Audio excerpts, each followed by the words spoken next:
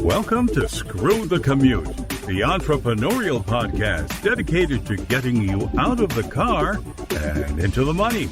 With your host, lifelong entrepreneur and multimillionaire, Tom Antion. Hey everybody, it's Tom here with episode 498 of Screw the Commute podcast. I've got another Ask Me a Question episode. Got to cover a lot of ground for you about your websites and free tools that'll help you do better. So we'll get to that in a minute. Hey, how'd you like me to send you big affiliate checks? Well, sign up for our affiliate program. Just email me for details at tom@screwthecommute.com, and I'll give you all the details on how you can make big commissions referring my products and services. And some of them can be up to $5,000 for one referral. How do you like that? And everything in between, all the way down to like $8.50, which you can blow at Starbucks. All right. But if you do that 100 times, that's $850 that you can blow at Starbucks. So check it out at tom@screwthecommute.com. Pick up a copy of our automation ebook at screwthecommute.com/automate free. I've been giving this away and helping lots and lots of people automate their business. Saves you tons of money, saves you tons of time. It actually makes you money because you can grab customers because you respond so fast. So grab your copy at screwthecommute.com/automate free, screwthecommute.com/automate free. And while you're at it, pick up a copy of our podcast app at screwthecommute.com/app. That's APP, where you can put us on your cell phone and tablet and take us with you on the road. All right, we're still going strong. We just got another beautiful video testimonial about the program, the pilot program we're doing for persons with disabilities in my school. This one lady that's totally blind is already helping her husband's online presence, and she's only been in the program a month, and she's helping her husband's got a construction company website. So this is very powerful stuff. I'm really proud to be involved in this. So I'd love to have your help. If you could check out our site, and of course this will be in the show notes, so don't worry about writing it down, imtcva.org/disabilities, and go up to the top of the page, click on the GoFundMe account, and hey, any little bit you can contribute really helps. Those people are so appreciative that you're helping them get a skill that will really help them in their lives. These people have mobility and sight problems, and we're really proud of this program. So give me a hand and be real proud of it yourself. Okay, let's get to the main event. Let's get to a bunch of questions I get. John Drebinger, a prolific speaker, is asking me about QR codes last night, so I thought I'd put it in here. Well, QR codes are back. See, QR codes are these, they're kind of square but goofy looking. They're kind of a barcode, but they're not all straight lines. You've seen them, maybe not know what they are. And they've been around a long time, but the thing is, you used to have to download an app on your cell phone to use them.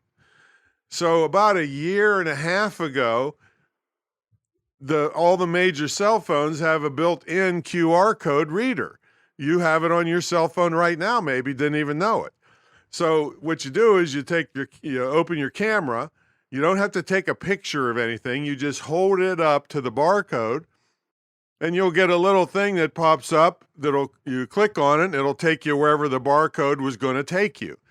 And you get free QR code readers if you want to make these for your own business. You can print them on things. People can actually hold up their cell phone to the screen of their computer and see a QR code of yours. It'll take them where they want to go. You can have color ones. You can get logos in there. You can get statistics. They have paid QR code readers that are much more fancy. All you have to do is type in QR code program, and you'll get buried with all these people trying to give you free ones. And I don't have any recommendations on which is better than the other, but you can try them out for free and see how you like them.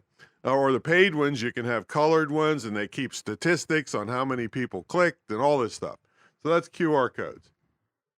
All right, Flash Briefings. Somebody asked me about what's this thing Amazon's doing with Flash Briefings. Well, Amazon has these things called skills.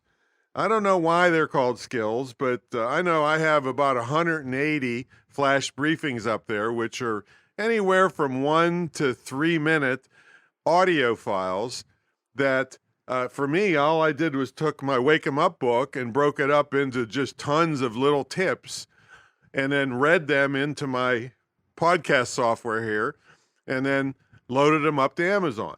Now, I'm going to have a link in the show notes to, you have to be an Amazon developer. Well, don't worry about that. That's, geeky speak, and they do all kinds of things. But, and I will say, you're probably going to need a geek to implement this unless you're a geek. But basically, you just have to register there. You create all these audios. And now, here's the crazy thing. If you don't want to do it, you just upload the text and Alexa, the Amazon lady, will read it for you. Now, I want it to be more personal, so I recorded them myself. And then you got to load them up to something like Libsyn, like a podcast hosting service. And boom, boom, boom. People can subscribe to them and get them every day from you and so forth. So anyway, that's what Flash briefings are. And just go and look for Amazon skills, and you can hear other people's ones if you want to see exactly what I'm talking about. All right. Hey, Tom, some of my videos I've had up for a long time won't play anymore. What's up? Well, it's most likely, you didn't give me enough information, but it's most likely that you didn't realize that Flash, the browser kind of thing, to do all kinds of crazy stuff. That's not a good definition of Flash. But anyway, was discontinued back in January of this past year. So I'm suspecting that your videos were in Flash. And so you say, well, what do I do about it? Well, you have to have the Flash video files, and then I would just Google Flash video converter or get some video expert to, don't have to be an expert to do this, but to convert them to the modern MP4 format and put them back up, and they'll play.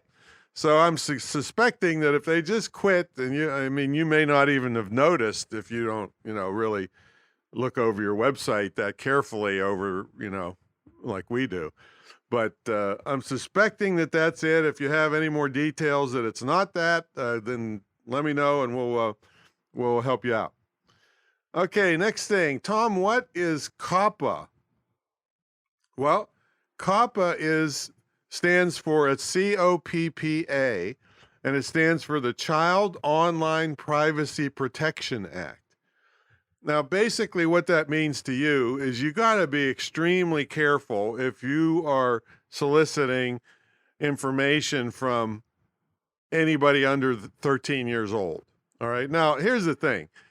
They self-claim whether they're 13 or not on most places. All right. So they could just be an 8-year-old lying, and 8-year-olds are very tech savvy nowadays. So, but the thing is if it's obvious that you're targeting young people, boy, you better really get an attorney or something, because there's just, and read the COPPA Act, Child Online Privacy Protection Act, because you can't collect any personalized info. You can't let them comment on things. You can't make personalized ads, that target any particular person. And even YouTube asks you if your ad is targeted towards children. So I don't know. It's a very risky market in my opinion. Yeah, I know everybody wants to indoctrinate kids to buy their stuff for the rest of their life. If the wrong person comes after you, it could be a bad day for you. So anyway, it's the Child Online Privacy Protection Act, so be careful. Okay, Tom, I got a bad review. How big a deal is it, our reviews? Well, I did a little research on this for you at the Uberall. I know this has nothing to do with the ride sharing thing. Uberall did a reputation management study, and they studied 64,000 Google My Business reviews. And wait till you hear this. They said a 0.1 increase in star ratings can mean up to 25% more business. All right, that is really powerful. I'd have never dreamed that that could be true. And it's up to, so they're not saying everybody's going to do 25% more business. And also, they found that the businesses that answered more reviews, whether positive or negative, end up making more money. And this one I did know is a 4.9 or 4.8 overall review rating makes more money than a 5.0. And the conventional wisdom here is that people can't believe that you have a perfect rating. I mean, I fight this with podcast reviews because people like this podcast, and a lot of them know me, or they think they know me after hearing me for almost 500 episodes now. And so they don't want to put a 4.2 or a 4-star review or a 3-star review. So they put 5-star, and so it looks like they're all fake, so real reviews, people don't believe it, that you could, that don't know you can't believe that it could be 5 stars. So 4.789 really make more money than 5.0. Now, back to your question about your bad review. Uberall also came in with some best practices for responding to negative reviews. So the first thing is I'm going to just read their tips. Be responsive and thoughtful. Be kind. And here's the thing I would have said. If somebody's giving you a bad review, before you get all defensive about it, and I get defensive about certain things when I know it's bogus, but think, what could I have done better? What did I mess up that the reason I got this bad review? So you can't just all put it on the idiots, and there's plenty of idiots out there. There's some listening to this show right now, so you can't put it all on them. You need to look inside and see whatever you're doing that's wrong. But anyway, you can explain what has changed, what you're doing to fix whatever problem that happened to them. Don't take it personal. It says do apologize and do something nice for them. And I'm throwing in one extra one that's worked great for me over many years. I ask people, and we don't mess up too often, I got to tell you, but I ask people, what could I do to make it right? And sometimes I'm almost like Nordstrom's. I had nothing to do with the problem. Somebody doesn't know how to download a PDF file, and they're bitching at me because they bought an ebook and they don't have any idea what they're doing. And so they're yelling at me about it. Well, so I still apologize. Oh, I'm sorry you had all that trouble, and now you're delayed getting your book and everything. What can I do to make it right for you? And then you just shut up. And I tell you what, in the 44 years I've been in formal business, long before the internet started, not one person has asked for more than I was willing to give them. People in general are fair in these professional markets anyway. And so that's a good thing to say. What can I do to make it right? And then just shut up. And if you do get something outrageous, you have to respond that, oh boy, we can't do that, but here's something I can do for you. So you got to really take care of people, because those reviews are really, really something. And you should be doing it anyway, taking care of people. Okay, Tom, I heard some guru talking about mobile first indexing. I didn't really understand what the heck he was talking about. Well, it's not real complicated. It's a lot of these gurus or tech people, make things more complicated than what they need to be. But basically, mobile first indexing is that Google came out and said, we're going to use the mobile version of your site to rank you in the search results, rather than your desktop version. And you say, well, what does that mean to me? I mean, I got a responsive site. Well, you better make sure it's really responsive, and it's really takes care of mobile users, because way more people do their searches on cell phones and tablets now.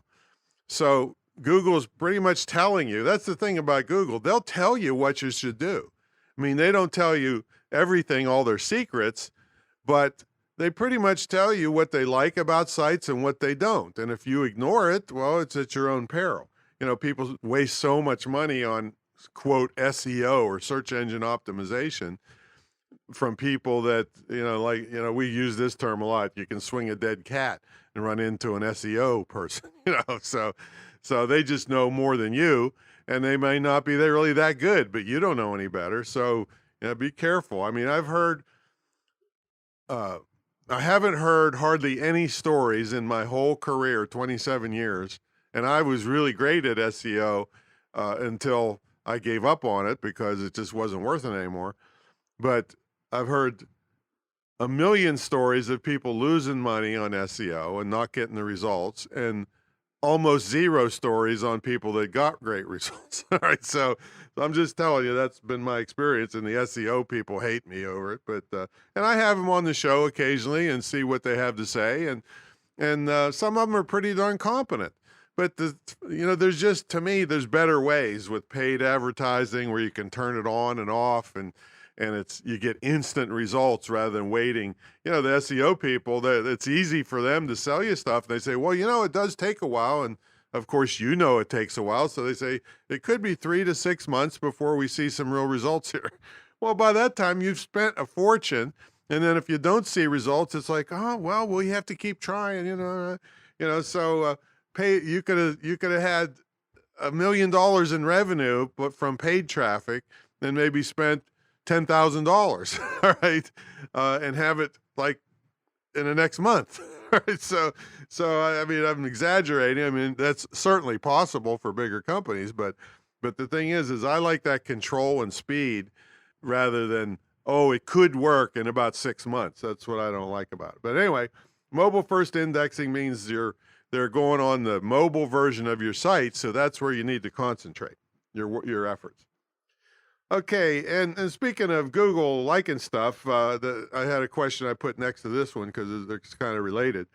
Is Tom, what's the Google Search Console? Well, it's used to be called Google Webmaster Tools. Okay, but you can sign up for this. It's all free, and it gives you all kinds of stuff that Google likes and doesn't like about your site. It'll give you reports on the incoming links to your site and the outgoing links to your site, and the top pages that people like in your site, and the top sites that are linking to you, and it'll talk all about the mobile usability, which I just mentioned, mobile first indexing. So you're crazy if you don't sign up for that for free, and you're not going to understand everything about it, but if you just get a couple tips for free with Google telling you what they like and don't like about your site, how stupid are you if you don't take advantage of that? You kill yourself to put a website up, and I hear them crying the blues all the time when they call me. Oh, Tom, I'm just not getting any success online. Well, you don't know what the hell you're doing. That's why you didn't have any good training. You think you can do your business and then leave all your web presence to other people. Well, no, you're just ridiculous. They'll take you for a ride. You'll cost you a fortune, and the results, chances are, will be dismal. All right, so you have to be involved and understand what's going on, and then you can farm it out to a lot of young people. And I hate to age discriminate, but there's not too many old farts that are as good as the young people when it comes to this stuff. So sign up for Google Search Console, put your website in there, and you're going to have to put a little code on your site so that they connect and see what your site's all about. But any geek can do that for, in 2 minutes, so that's that. All right. Next thing, before I tell you the next thing, this is called buying keywords. I really want to remind you about this program I have to help persons with disabilities. I mean, most people that don't have disabilities have gotten a hand dealt to them way, way better than these other folks that if I want to go to 7-Eleven, I can jump in the car. The whole trip I'm there and back in 15 minutes. But it might take a person with mobility problems an hour just to get ready to get in a car to go, if they can even see to drive it, which some of our students can't. See, so it really would be a great thing to help these people out. And that's what I'm doing in this pilot program. The idea is I'm going to put 5 people through our school, give them a highly in-demand skill, internet and digital marketing for small business and big business too, and or get them their own business. They could be freelancers doing all kinds of stuff remotely, so they don't have to travel. And then when I proved the concept, then I took a grant writing course, and I'm rolling this out really big to bring in lots of money and help lots of people. So I really need your help to move this forward. We have a GoFundMe account. If you go to imtcva.org/disabilities, that's plural, go up to the top of the page, click on the GoFundMe account. You'll see some of the people already in the program and how it's going. We're I think about 25% towards our goal to put 5 people through. So give me a hand on that. All right. So the last thing is buying type keywords. Now, the person asking this question, I believe, totally misconstrued what they heard or they were exposed to, and they thought, I'll just ask Tom what this means. So a lot of people might think that when you talk about buying keywords, that you're talking about paying so that keyword is yours. All right. And not that hasn't happened in the past. I don't never really took off. Some search engines were selling you the keywords, and it was like an auction bidding process. So it kind of still is involved in pay-per-click ads. You know, you're buying certain keywords, and the more you bid, the higher you get up, and all that stuff. But that's not really what I suspect was being talked about. What I suspect was being talked about are buying type keywords, which means what are the keywords people using that indicate that they are ready to buy? That's what we're talking about here. So I could have a keyword, public speaking tips, okay? And that's a keyword phrase we would call it. When I say keywords, I'm talking about keywords and keyword phrases, which are multiple words.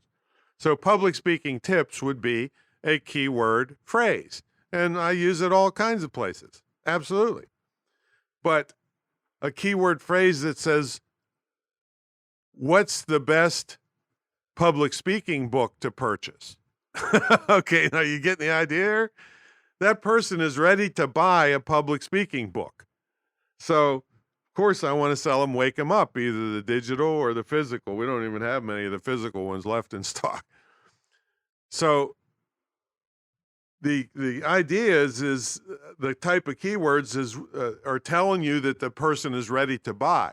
Now, there's going to be less searches for those kinds, but would you rather have 1,000 searches on a keyword that people are just farting around, or 100 keywords that they say, I got money, my wallet's out, I'm going to give it to you if you give me the product? All right, that's what we're talking about here. So there's less searches, but they're clearly ready to buy. So examples, and I'm just going to use X as whatever the product is. Where to buy X? Where can I buy X? Where can you buy X? All right. Buy X. X for sale. X for sale online. X for sale near me. Who sells X? See, all of those are buying type keywords that indicate the person is ready to go. They don't want to fool around. They want to give you money and get the product and get the use of it. So those are buying type keywords. You're not buying keywords like you would in a pay-per-click search engine. You're using keywords and keyword phrases that indicate the person is ready to buy. So you want to put these in your site strategically, and that's really valuable SEO. If you locate these words using the keyword tools, my first episode and episode 130 talks about keywords. So go back and listen to them, but then use the tools that I talk about to find the words that say, hey, people are ready to buy my product. I need to incorporate these phrases into my site. Okay, that's my story, and I'm sticking to it. We will catch you on the next episode, and watch out for a big sale coming up on episode 500 where we're going to have a very interesting replay on episode 500 coming up soon. All right, we'll catch you later.